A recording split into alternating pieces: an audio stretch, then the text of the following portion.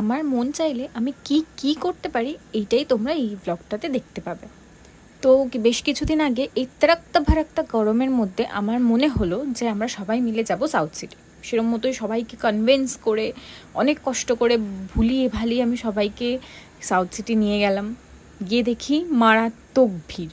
কিছু একটা set up করা হয়েছিল ড্র্যাগন থিমের, কিছু একটা ছিল ইভেন্ট। তো তখন আমরা গেছিলাম, সেই জন্য ভীষণ ভিড় পেয়েছিলাম।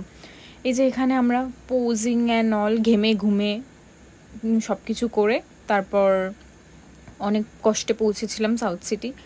দেন আমার বাড়ি থেকে সাউথ সিটিটা বেশ খানিকটা দূরে, স্টিল আমরা গেছিলাম, ওই যে মনের ইচ্ছে। তারপর সাউথ সিটিতে বেশ কিছুক্ষণ ঘুরে যেই ফুড কোর্টে গেলাম, গিয়ে দেখি মানে এতটুকু বসার জায়গা নেই, ভাবতে পারছো কিরম ডিসঅ্যাপয়েন্টমেন্ট।